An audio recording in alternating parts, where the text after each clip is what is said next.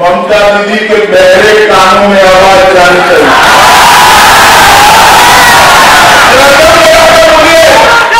दोनों हाथ ऊपर उठाकर परिवर्तन के संकल्प की मुट्ठी भींच कर बोलिए, भारत माता की,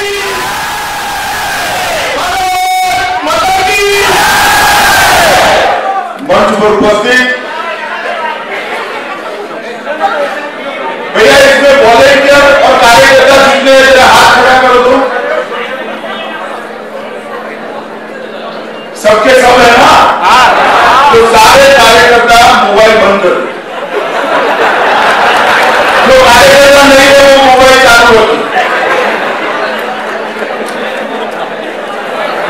सारे कार्यकर्ता मोबाइल बंद कर देगा। ये सुनने का कार्यक्रम है भाई, ये बंद कर दो। समझते नहीं हो हिंदी? अब जिसका मोबाइल चालू हो मेरा हाथ ऊपर करे।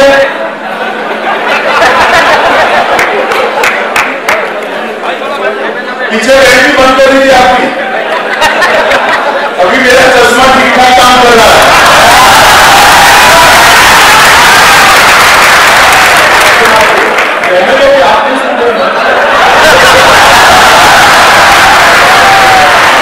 मेरे साथ बोलिए, भारत माता की। मंच पर उपस्थित बंगाल प्रदेश भारतीय जनता पार्टी के अध्यक्ष श्रीमान दिलीप घोष जी,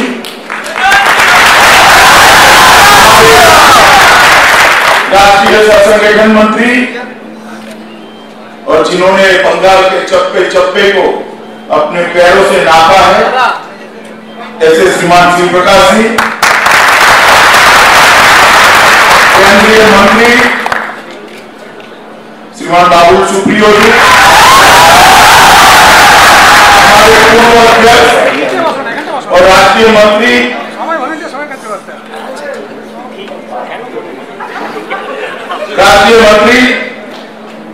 श्रीमान राहुल सिन्हा जी,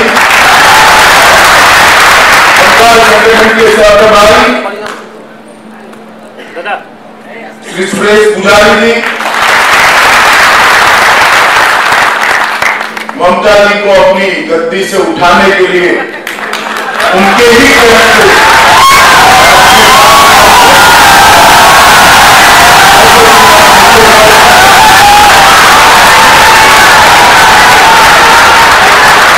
हमारे सोशल मीडिया आईटी प्रकोष्ठ के अध्यक्ष श्रीमान अमित मालवीय जी, सुब्रतो चटर्जी जी, प्रताप बनर्जी जी, श्रीमान संजय सिंह जी, और आज इस सभागार के अंदर खींचो खींच, जहां चीटी को भी जाना है तो जगह न मिले, इस प्रकार से उपस्थित जो हुए हैं, ऐसे मेरे भारतीय जनता पार्टी के प्यारे साइबर योद्धाओं, आप सभी को हृदय से नमस्कार।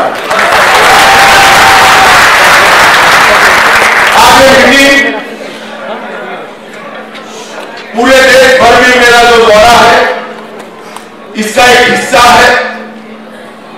बहन जी रहने दीजिए ना, कैप मत करिए, कहने के बाद मत करो, मैं कुछ सोच समझ करके कोई कैप ना करे। ये जो मीटिंग है ये देश भर में मेरा जो दौरा है इसका एक हिस्सा। देश में हर जगह, हर राज्य में मैं 14 जुलाई तक मेरा दौरा करूंगा। देश भर में 1 दिन का दौरा है, बंगाल में भी 2 दिन का दौरा है, मगर देश भर की मीटिंग और आज की ये मीटिंग में परिवर्तन, एक छोटा सा फर्क। देश भर में मीटिंग मैं सोशल मीडिया के अपने स्वयंसेवकों के साथ, हमारे साइबर योद्धाओं के साथ करता हूं।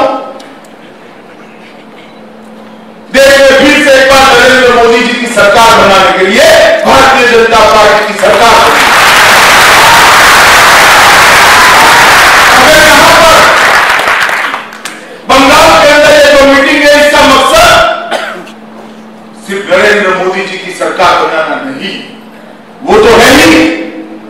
इसके साथ में कि मेरे बंगाल को फिर से विवेकानंद का बंगाल बनाना,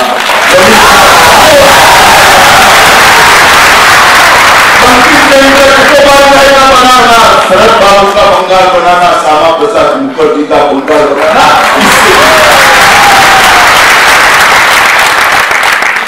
और जब भी इस प्रकार के शासन लोग मत को हथियार बनाकर सत्ता हथियार लेते और उसको उखाड़ कर फेंक देना होता है, तब कठिन और कठोर लड़ाई लड़नी पड़ती है।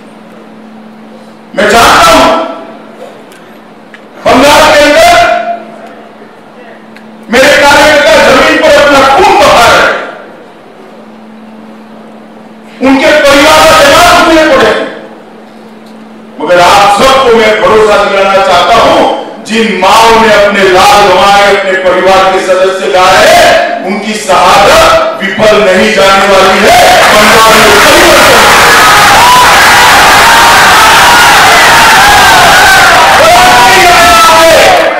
आप सब भरोसा करना, आपका अध्यक्ष मूल समय तृणमूल कांग्रेस को उठाकर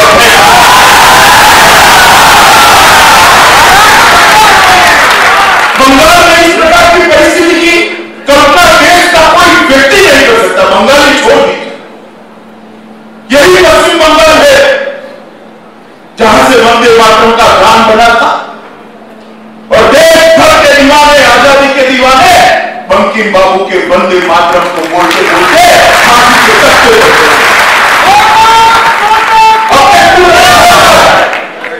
छाती खुली करके अंग्रेजों की गोलियां छाती में खाई थी, मगर मुंह में वंदे मातरम का नारा होता। यही एक भूमि है जहां से सुभाष बाबू ने ललकार लगाई थी, तुम मुझे खून दो मैं तुम्हें आजादी। यही वो भूमि है जहां ठाकुर टागोर ने राष्ट्रगान का लेख लिखा था और संस्कृति के आधार पर शांति निकेतन में शिक्षा कैसे आगे बढ़ सकती है और उसका प्रचार और प्रसार किया। यही भूमि है जहां विवेकानंद पैदा हुआ और दुनिया भर के अंदर हिंदू धर्म के ध्वज को दिग्विजय तक पहुंचा।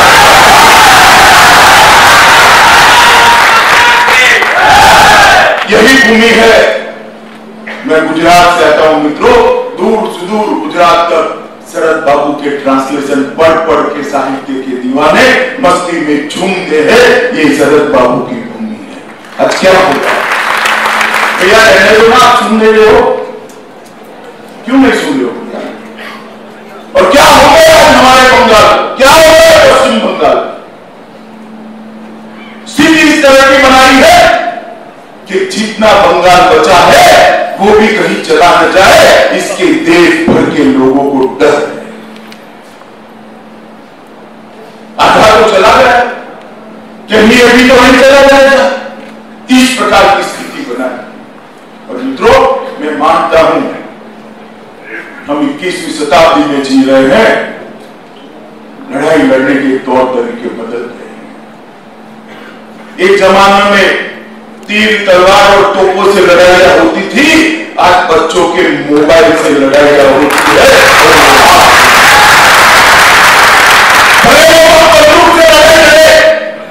मेरे भारतीय जनता पार्टी का कार्यकर्ता, मेरा साइबर योद्धा, बम बंदूक का जवाब अपने ट्विटर, फेसबुक और व्हाट्सएप से देकर और इसीलिए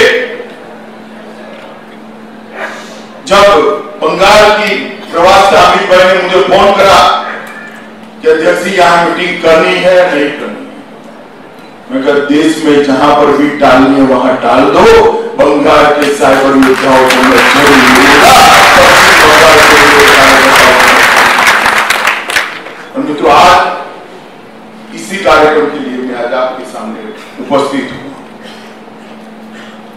सबसे पहले मैं राजनीतिक स्थिति की बात करने से पहले आपके साथ हर हमारे काम के विस्तार की बात करना चाहता हूं। 2014 में जब लड़ाई, भाई रहने दो ना, आप सुन नहीं रहे हो, कौन है बेटा, ये कौन है खड़े?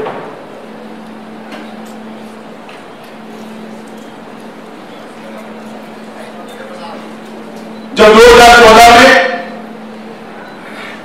देश में बदलाव का एक माहौल था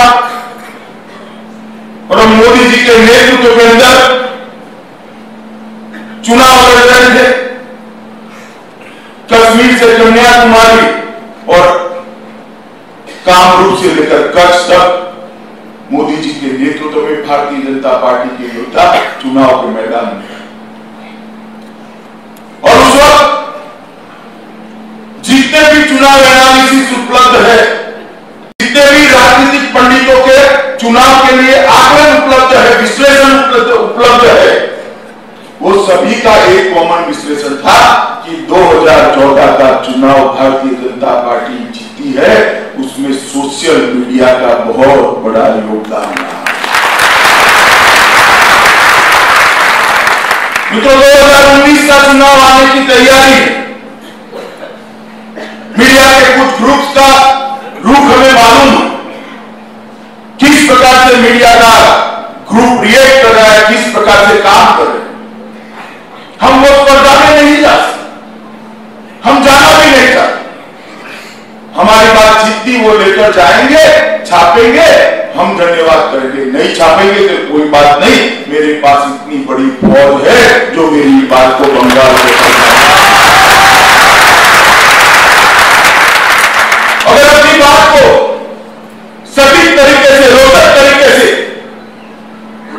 नीचे तक पहुंचानी है तो अभी हमारा सोशल मीडिया का जो स्वरूप है वो नहीं चल सकता। मैंने देखा अभी सरसरी नजर डाली, 12 लाख का फेसबुक पोस्ट का आपका लाइक है, 34,000 है ना, कितना है भाई ट्विटर का 36,000 है, 37,000 है। ये परिवर्तन की निशानी है। अगर हमें परिवर्तन करना है तो हर गांव में, हर बूथ के अंदर एक हमारा सांसद, एक हमारा कार्यकर्ता, एक हमारा साइबर योद्धा हमारे संदेश को गांव में पहुंचाने का दमखम रखता हो, तभी हम परिवर्तन कर सकते हैं। और अगर ये करना है तो हमारे सोशल मीडिया के काम को फैलाना पड़ेगा, उसको नीचे तक इसका पेनिट्रेशन करना पड़ेगा, गहरी पेड़ बनानी पड़ेगी, इसकी नींव को और गहरी बनानी पड़ेगी, तभी जाकर सोशल मीडिया के माध्यम से हम आगे बढ़ सकते हैं। और अगर राष्ट्रीय मुद्दों पर चुनाव लड़ना है, बंगाल के मुद्दों पर चुनाव लड़ना है, जनमत को हमारे साथ करना है, पश्चिम बंगाल और देश की जनता को हमारे साथ करना है, तो इस सोशल मीडिया से बड़ा कोई साधन नहीं हो सकता, मगर वो तभी हो सकता है जब हमारी ताकत होगी। मैं आप लोगों से एक सवाल पूछना चाहता हूं, मुझे बताओ भैया, आग ताकतवर होती है या हवा ताकतवर होती है? कोई आग वाले हैं? आग वाले भी है ना, ऊपर में बताओ, आग बड़ी होती है या हवा बड़ी होती है? ज्यादातर लोग हवा के। अब मैं आपको 2 उदाहरण देना चाहता हूं। एक दीपक जल रहा होता है, बाती लगी होती है, बाती में आग, तभी जाकर दीपक अंधकार का दूर करता है, अंधकार को दूर करता है। उस पर फूंक लगाओगे तो क्या होगा? बाती बुझ जाएगी ना। इसलिए आप कह रहे हो कि हवा ताकतवर होती है, ठीक है। एक झोपड़पट्टी है, झुग्गी झोपड़ी है, ढेर सारी झोपड़ियां साथ में लगी है, वहां पर एक झोपड़ी में आग लग जाए और तेज हवा आ जाए तो आग फैलेगी या बुझ जाएगी? तो ताकतवर कौन है? ना आग ताकतवर है, ना हवा ताकतवर है, जिसमें दमखम फैलने का होता है वो ताकतवर। आपको नहीं है दिल में कितना जज्बा है, कि दिल में कितना जुनून है, विरोधियों को उखाड़ कर फेंक देने का कितना हौसला है, वो और अगर हमें विजय प्राप्त करनी है तो विचारों से विजय प्राप्त नहीं की जा सकती। विजय प्राप्त करनी है तो कार्य विजय प्राप्त नहीं कर सकते।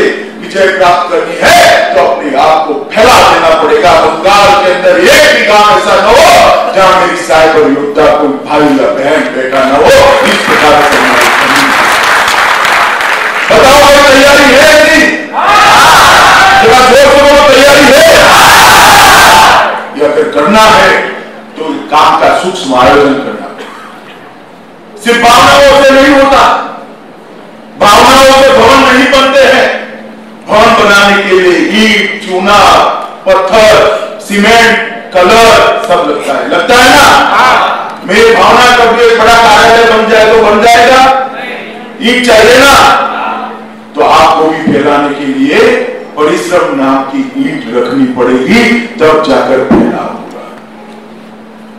इसका सूक्ष्म आयोजन करना पड़ेगा, परिश्रम करना पड़ेगा, पसीना बहाना पड़ेगा, दौरे करने पड़ेंगे, तब जाकर हमारी सोशल मीडिया की जो हमारी आर्मी है हर गांव तक पहुंचे। उसको और ज्यादा इफेक्टिव करना पड़ेगा। और ज्यादा इफेक्टिव करना है तो उसका महीन सूक्ष्म माइक्रो प्लानिंग कर उसकी कार्य योजना बनाकर उसका बार बार रिव्यू कर उसको गति देनी। और हमें फैलाना है तो स्वयं को, हमारी टीम को डेटा और रिसर्च, दो डेटा स्टोरेज और रिसर्च दोनों के माध्यम से समृद्ध करना है। आज गुजरात की हमारी सरकार है, इसके यहां बुकलेट लाने की जरूरत नहीं है। आप कंप्यूटर पर चले जाओगे गवर्नमेंट ऑफ गुजरात कर तो सारी चीजें नीचे आ जाएगी। हर गांव में बिजली है, हर गांव में पानी है, स्कूल है, इतनी कॉलेज है, इतनी मेडिकल सीट है, इतनी कुछ बाकी नहीं रहेगा। मिलेगा या नहीं मिलेगा बताओ? हमारे पास एक रिसर्च टीम होनी चाहिए जो देश के विकास का, देश के राजनीतिक मुद्दों का, बंगाल की परिस्थिति का, बंगाल का हमारे शासन के साथ तुलनात्मक अभ्यास करके रिसर्च करके एक डाटा बनाए। और जो डाटा बनाया है उसको स्टोर करने की आदत डालनी पड़ेगी। लॉ एंड ऑर्डर का प्रॉब्लम आएगा तो लॉ एंड ऑर्डर का डाटा इश्यू होगा। पीने के पानी की बात आएगी तो पीने के पानी का जवाब देना पड़ेगा। रोड की बात आएगी तो रोड का जवाब देना पड़ेगा। तो एक टीम बनानी पड़ेगी, ऐसे कार्यकर्ताओं की टोली बनानी पड़ेगी जो रिसर्च करेगी। ऐसे कार्यकर्ताओं की टोली बनानी पड़ेगी जो डाटा स्टोर करेगी। तो पहला काम है अपनी टीम को, अपने आप को रिसर्च और डाटा स्टोरेज के माध्यम से अपडेट करना पड़ेगा। दूसरा, हमारे पास जो डाटा आया है, हमारे पास जो रिसर्च हमने किया है, इसको इंटरनल संवाद से, आंतरिक संवाद से नीचे तक, गांव तक पहुंचाना पड़ेगा। अगर बंगाल में कोई गांव के अंदर पीने का पानी नहीं मिलता है, वहां मालूम पड़ जाए कि गुजरात में और मध्य प्रदेश में हर गांव में शुद्ध पीने का पानी मिल रहा है, तो उनको भी होगा कि यहां पर भी भारतीय जनता पार्टी की सरकार है। अगर मालूम पड़ेगा कि चुनाव हो गया गुजरात के अंदर और एक भी बूथ में रिपोलिंग नहीं हुई, एक भी पिस्तौल नहीं चली, एक भी बम नहीं फटा, एक भी जगह पे बूथ पर लूटपाट नहीं हुई, तो यहाँ के लोगों को लगेगा कि यहाँ पर भी भारतीय जनता पार्टी की सरकार है। अगर आपके पास रिसर्च आया तो इसमें मालूम पड़ा कि छत्तीसगढ़ के अंदर किसी ने अपना घर खरीदने के लिए, बनाने के लिए किसी सिंडिकेट के तहत ईंट पत्थर चूना नहीं खरीदना है, तो उसको लगेगा कि छत्तीसगढ़ जैसी सरकार यहाँ पर भी बनी जाएगी, नहीं बनी जाएगी। तब लगेगा जब हम इसको गांव तक, नीचे तक फैलाएंगे। तो दूसरा काम करना है इंटरनल संपर्क और संवाद से इसको क्यूमुलेटिव इफेक्ट देना, और क्यूमुलेटिव इफेक्ट की प्रचंड ताकत इस सत्य को नीचे तक पहुंचा सकती है। और तीसरा, हमारे काम का ज्यादा से ज्यादा फैलाव, हमारे काम का ज्यादा से ज्यादा फैलाव करना है तो कलकत्ते में बैठकर पश्चिम बंगाल के गांव तक नहीं पहुंचा जा सकता। ये बहुत से लोग बैठे हैं, इन्होंने हर तहसील का जिम्मा लेना पड़ेगा, हर जिले का जिम्मा लेना पड़ेगा, वहां एक टोली बनानी पड़ेगी जो हर गांव में जाएगी। गांव के अंदर किसके पास स्मार्टफोन है इसकी सूची बनाकर उसको अपने व्हाट्सएप ग्रुप के अंदर, इसको अपने ट्विटर के अंदर, उसको अपने फेसबुक के अंदर जोड़ने की एक मुहिम चलानी पड़ेगी, एक आंदोलन करना पड़ेगा, तभी जाकर हमारा फैलाव। तो हमारे सोशल मीडिया और आईटी के संगठन को बढ़ाने के लिए ये 3 महत्वपूर्ण बात कि स्वयं का डाटा और स्वयं का रिसर्च, इससे अपने आप को अपडेट करना, इसमें टीम को शेयरिंग करना, इंटरनल संपर्क से इसको गांव तक पहुंचाना, इसकी क्यूमुलेटिव इफेक्ट खड़ी करना, और तीसरा ज्यादा से ज्यादा फैलाव करने के लिए हमारे आंतरिक संगठन को, हमारी पार्टी के सोशल मीडिया के संगठन को बढ़ाना। ये 3 माध्यम से हमारे सोशल मीडिया का फैलाव, और उसके बाद इसी काम को करने के लिए प्रदेश स्तर पर, जिला स्तर पर और मंडल स्तर पर 3 प्रकार की टोलियां गठित करनी पड़ेगी। एक तो डेटा स्टोरेज और रिसर्च एनालिसिस के लिए एक टोली गठित होगी, दूसरी टोली विस्तार के लिए गठित होगी, जो ज्यादा से ज्यादा लोगों को भारतीय जनता पार्टी की साइबर आर्मी में भर्ती करे, और तीसरी टोली क्रिएटिव वाली बनानी पड़ेगी, जो डेटा पड़ा है, जो इंफॉर्मेशन पड़ी है, जो रोचक उसको रोचक बनाकर लोगों को पसंद आए ऐसी चटपटी तरीके से, क्रिएटिविटी से, अपने दिमाग की क्रिएटिविटी से बनाकर लोगों के अंदर बंगाली भाषा में नीचे तक पहुंचाने का काम है। और मैं बंगाली भाषा सोच समझ कर बोला, बंगाल में काम का विस्तार करना है तो अंग्रेजी भाषा में सोशल मीडिया को फैलाना छोड़ दो, बंगाल के अंदर नीचे तक कैसे बाहर आएंगे। हमें गांव के गरीब को एड्रेस करना है, अंतिम व्यक्ति को एड्रेस करना है, उसको साथ हमारे साथ जोड़ना है, वो समझ सके, वो भाषा को लेकर हमें आगे बढ़ना पड़ेगा, उसकी रोज की बोलने की जो भाषा है उसको लेकर हमें आगे बढ़ना पड़ेगा। तो अपने काम के अंदर भी ये 3 प्रकार की टोलियां बनानी पड़ेगी। व्हाट्सएप ग्रुप, यूपी के अंदर एक चमत्कारिक परिणाम आया। यहां जैसी स्थिति थी, वहां भी भूख इतनी ज्यादा भयानक नहीं थी, मगर थी ऐसी, वहां पर भी भूख लूट लेते, जान की राजनीति चलती थी, गुंडों की टोली और सरेआम गांव के अंदर रेगिंग करती थी। मगर भारतीय जनता पार्टी ने तय किया कि हमें चुनाव लड़ना है, 15 लाख और 17 लाख के 2 व्हाट्सएप ग्रुप बने, 32 लाख व्हाट्सएप ग्रुप बने, और चप्पे चप्पे पर हमारी इंफॉर्मेशन और मिस इंफॉर्मेशन दोनों पहुंची। कोई एक बात गलत लिखता था तो तुरंत ही सुबह 8 बजे बुलेटिन बाहर पड़ता था, सत्य जानिए, अमर उजाला ने लिखा है वो सही नहीं है, सही है। दूसरे दिन अमर उजाला करता, मैं सोच समझकर आनंद बाजार पत्रिका नहीं बोला।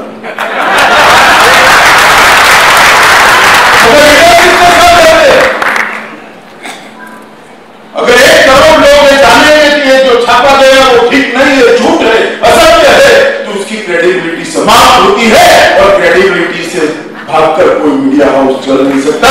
एक ऐसी ताकत की निर्मित हमें करनी चाहिए जो हमारा प्राइवेट हो, और वो हमने उत्तर प्रदेश के अंदर करा।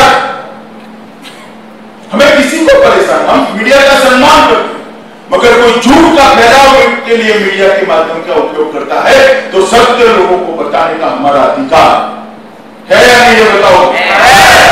और वो अधिकार तभी हो सकता है जब हमारा सत्य का फैलाव आग की तरह। इसलिए हमारी सोशल मीडिया की टीम नीचे तक फैलनी चाहिए, व्हाट्सएप ग्रुप के माध्यम से, फेसबुक के माध्यम से, ट्विटर के माध्यम से। और ये लड़ाई ऐसी है, ये 2 ही गुण चाहिए लड़ाई जीतने में। सोशल मीडिया की जो लड़ाई है वो जीतने में 2 गुण चाहिए। पहला स्फूर्ति, जो त्वरित होगा वो जीत जाएगा, और दूसरा फैलाव, जिसकी बात का एक्सपांशन नीचे तक होगा वो जीत जाएगा। तो स्फूर्ति और फैलाव, इन दोनों चीजों को हमने ध्यान में रखकर अपनी रणनीति बनानी पड़ेगी। जिसके पास ज्यादा डेटा है, जिसके पास क्रिएटिविटी के माध्यम से डेटा को रोचक बनाकर मनपसंद लोगों के साथ देखने में थोड़ा चाट मसाला डालकर रखने का, परोसने का दमखम है, और जो ज्यादा स्फूर्ति लाए वो ही इस युद्ध को जीतेगा। मित्रों, मेरा आप सबसे आग्रह है कि आज मैं भाषण देने नहीं आया, इसीलिए मैंने आपको कैप करने के लिए बंद। ये सब मैं कल पुरुलिया में बोलने वाला हूं, तो बोलने में कोई डर नहीं है, उनके घर के सामने जाकर भी मैं बोल सकता। मैंने कैप करना इसलिए बंद करा था कि मन में उतारना है, मोबाइल में नहीं उतारना है। मन आपका, मैं आज भारतीय जनता पार्टी के नेता के नाते नहीं आया हूं, भारतीय जनता पार्टी के संगठन के अध्यक्ष के नाते मेरे इस विभाग के संगठन का फैलाव हो, और जब ये फैलाव करना है तो मेरा आग्रह है यहाँ के सोशल मीडिया के अध्यक्ष जी से कि इसके बाद हर जिले का हमारा जो इंचार्ज है वो यहाँ बैठे, काम का विभाजन करे, इस प्रकार की टोलियां हर प्रदेश में और हर जिले में और हर मंडल में बने और नीचे तक पहुंचने का काम हम करें। करना चाहिए या नहीं करना चाहिए? मैं जब तक हूं तब तक करना चाहिए या मेरे जाने के बाद भी करना चाहिए? बाद में भी करना चाहिए ना, जरा जोर से बोलो, करना चाहिए ना। तो मेहनत के अलावा ईश्वर भी हमें आशीर्वाद नहीं, ईश्वर का आशीर्वाद सत्य के साथ जरूर होता है, मगर सत्य पुरुषार्थ नहीं करता है तो सत्य भी पराजित होने की पूरी संभावना है। विजय पुरुषार्थ ही दिला सकता है, विजय प्लानिंग ही दिला सकता है, विजय जीतने का जज्बा ही दिला सकता है, और कोई विजय नहीं। मैं कई चुनाव लड़ा हूं, मेरे जीवन में बचपन से लड़ते लड़ते आया, परंतु विजय पुरुषार्थ के अलावे नहीं मिल सकता है। ये विजय का मूल मंत्र है, ये हम सब में ध्यान रखना। और 19 का चुनाव है तो 2014 और 2019 के बीच में बहुत बड़ा अंतर आया। 2014 के चुनाव के पहले देश की स्थिति की कल्पना करिए, क्या थी देश की स्थिति? 2014 के चुनाव के पहले देश की स्थिति सीमाओं की सुरक्षा नहीं थी, जवान सहमा वहां खड़ा था, महिलाएं सुरक्षित नहीं थी, एक के बाद एक 12 लाख करोड़ के घपले घोटाले होते थे, दुनिया में देश का सम्मान नहीं था, देश के प्रधानमंत्री दिनों तक कुछ बोलते ही नहीं, महीने रात कुछ तो बोल जाए। देश की सरकार इस तरह से चलती थी, हर मंत्री अपने आप को प्रधानमंत्री मानता था, प्रधानमंत्री को बेचारे को कोई प्रधानमंत्री नहीं। युवा आक्रोशित था, महिलाएं बेचैन थी, गांव के अंदर विकास रुका पड़ा था, थमा पड़ा था, और उस वक्त 2014 का चुनाव आया, देश भर में निराशा थी कि हमारा लोकतंत्र फेल कर जाएगा। ये मल्टी पार्टी डेमोक्रेटिक सिस्टम हमने जो बनाई है, बहुपक्षीय लोकतांत्रिक व्यवस्था, वो फेल कर जाएगी। गांव के अंदर पीने का पानी, गांव के अंदर बिजली, गांव के अंदर शौचालय, गांव के अंदर बैंक अकाउंट, गांव के अंदर टीका लगाना, गांव के अंदर रोजगार पहुंचाने कुछ संभव नहीं। इस प्रकार के निराशा के माहौल के अंदर भारतीय जनता पार्टी ने निर्णय किया कि तत्कालीन गुजरात के मुख्यमंत्री श्री नरेंद्र मोदी के नेतृत्व में हम लड़ेंगे और हमारे और देखते देश भर के मूल के अंदर चमत्कारिक परिवर्तन आया। जो युवा आक्रोशित होकर रैलियों में था, वो नरेंद्र मोदी की रैली में आ गया, रोड पर से रैली में आया। सीमा के जवान का भी हौसला बढ़ा, महिलाओं के अंदर भी आशा अंकुरित होने लगी, व्यापारियों में भी हौसला बढ़ा, गांव के अंदर भी लगा कि मेरे गांव में भी पीने का पानी कोई दिन पहुंच सकता है। और इसका परिणाम क्या आया? इसका परिणाम आया देश में पूर्ण बहुमत की 30 साल के बाद किसी एक दल को देश की जनता ने पूर्ण बहुमत दिया, और 30 साल आजादी के बाद पहली बार किसी गैर कांग्रेसी दल को पूर्ण बहुमत देने का काम किया, और वो भारतीय जनता पार्टी को दिया, और हमारे प्रधानमंत्री नरेंद्र मोदी जी 4 साल हो गए। और आज स्थिति क्या है? पीछे मुंह पर देखते हैं 2013 से 2018 तक, 2014 की शपथ से लेकर 2018 में आज मैं जब कलकत्ते में खड़ा हूं तब तक नजर में आता है 4.5 करोड़ गरीब महिलाओं के घर में गैस का सिलेंडर पहुंचाने का काम नरेंद्र मोदी की भारतीय जनता पार्टी की सरकार ने 7.5 गरीब परिवार 7.5 करोड़ गरीब परिवारों के घर में शौचालय पहुंचाने का काम समाप्त कर दिया है। मित्रों, शौचालय हमें छोटी चीज लगता है क्योंकि हमारे घर में नहीं है। जिस गरीब के घर में शौचालय नहीं है और 16 साल की बच्ची को खुले में शौच करने के लिए जाने पड़ता है, इसकी शर्म का कभी विचार।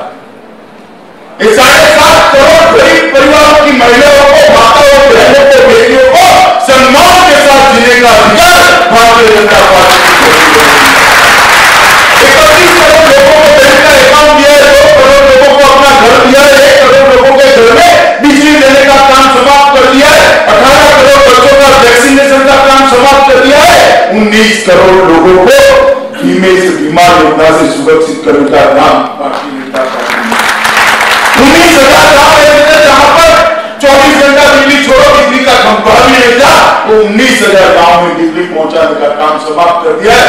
सीमाओं को सुरक्षित करने का काम भारतीय जनता पार्टी की सरकार पहले गोलियां की सामने से और अपनी राह देखते रह जाते थे, दिल्ली की ओर देखकर वो एक के बाद एक जवान शहीद होते थे।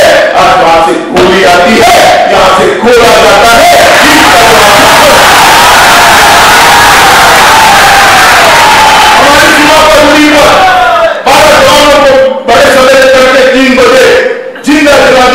जिंदा जला दिया। देश भर के अंदर हताशा, गुस्सा, निराशा, एक प्रकार का आक्रोश निर्मित हुआ। क्या होगा, क्या होगा? मनमोहन सिंह और सोनिया की तरह अब ये बयान आ जाएगा और पाकिस्तान के राजदूत को तलब कर देंगे। मगर मित्रों, इस बार कांग्रेस की सरकार नहीं थी, न मनमोहन सिंह प्रधानमंत्री थे, भारतीय जनता पार्टी की सरकार थी और प्रधानमंत्री नरेंद्र मोदी थे। 12वें दिन पाकिस्तान के घर में घुसकर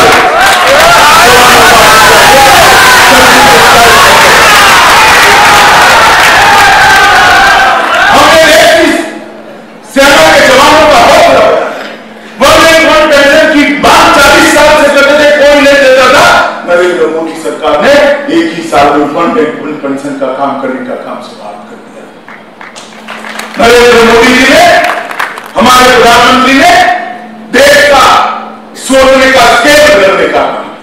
पहले कहते थे 2000 गांव में हम बिजली पहुंचाएंगे, 500 गांव में पहुंचाएंगे। नरेंद्र मोदी ने कहा एक भी गांव ऐसा नहीं होना चाहिए जहां बिजली न हो। ये सोचने का स्केल करने का।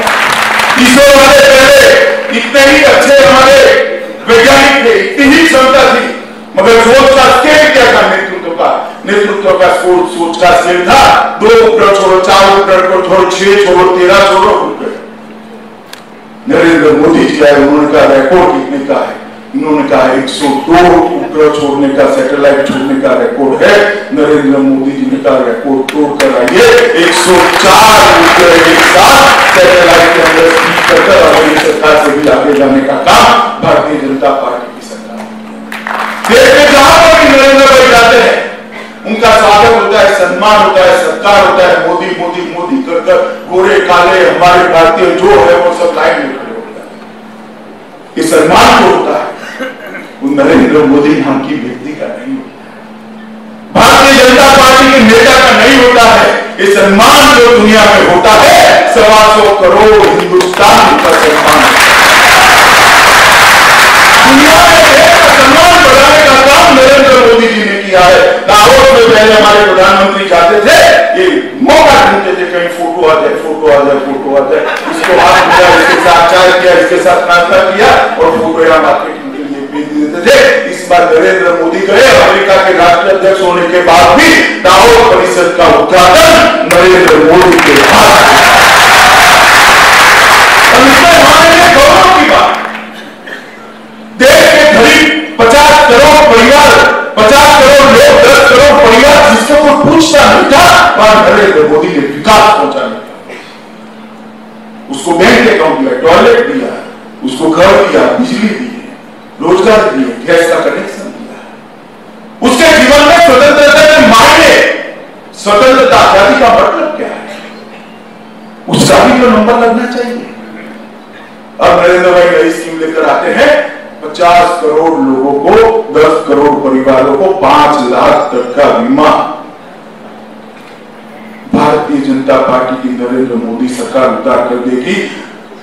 टेस्टिंग कराना है, हॉस्पिटलाइजेशन होगा, ऑपरेशन होगा, पोस्ट ऑपरेटिव केयर के लिए हॉस्पिटलाइजेशन होगा और हॉस्पिटलाइजेशन के दौरान सारी दवाई है। 5 लाख तक की सारा खर्चा भारतीय जनता पार्टी की नरेंद्र मोदी सरकार उठाकर देश के गरीब को। आप लोग ताली मत बजाओ, ममता जी ने कह दिया है कि हमारे यहाँ नहीं चाहिए, मगर मैं कहना चाहता हूं बहुत समय नहीं है, चिंता मत करो। 2019 में एक बार 22 सीटों का आंकड़ा पार कर दो, इसकी सरकार की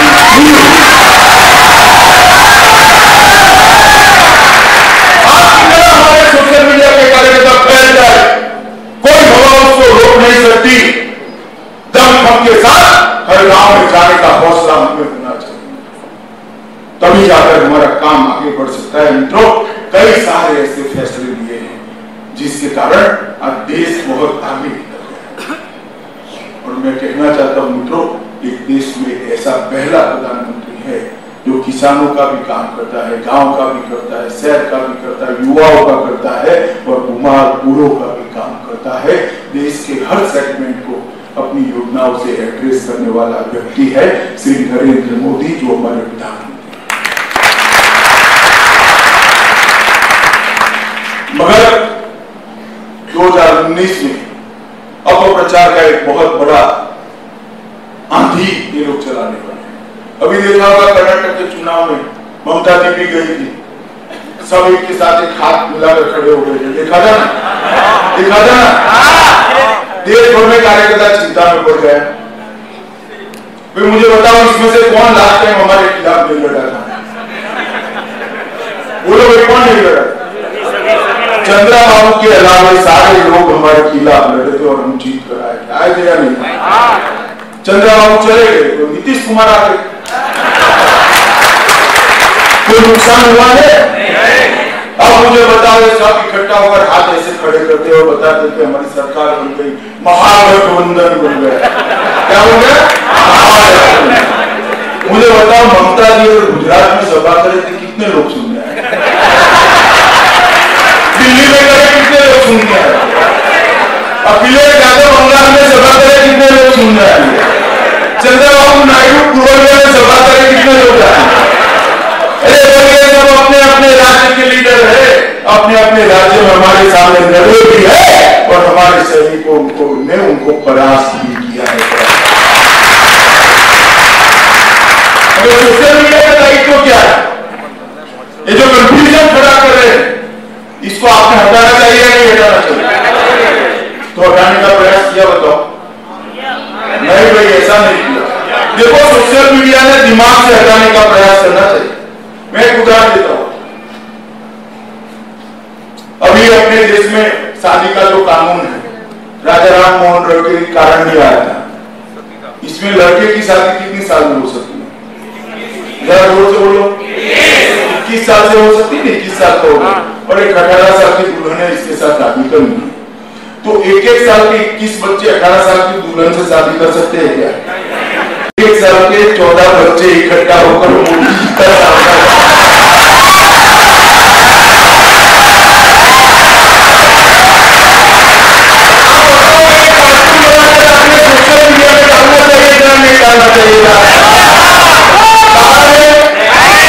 इसको कहते हैं मुट्ठीला रिस्पॉन्स, जो हमने करना है।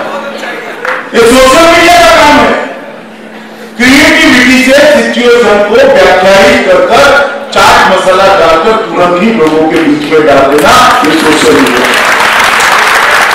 टाइम्स ऑफ इंडिया का फ्रंट पेज पर खबर छपती है, महागठबंधन होता है, इसकी हवा हम हमारे कार्टून से निकाल सकते हैं, नहीं निकाल सकते।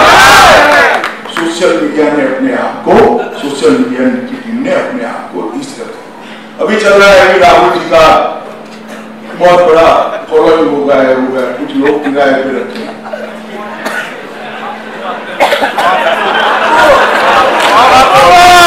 मुझे बताओ यार, किराए के लोग भारत माता के लिए लड़ने निकले हुए भारतीय जनता पार्टी के कार्यकर्ता को हरा सकते हैं क्या?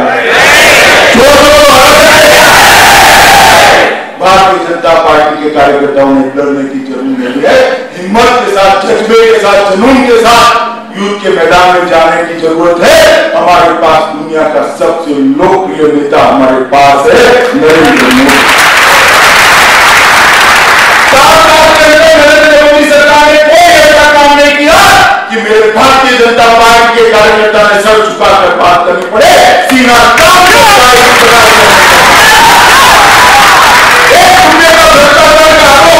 ये राहुल एंड कंपनी, ये ममता जी एंड कंपनी हम पर नहीं लगा सकती है। सरकार चलाई है, निर्णायक सरकार चलाई है, संवेदनशील सरकार को हमने चलाने का काम भारतीय जनता पार्टी की सरकार ने किया।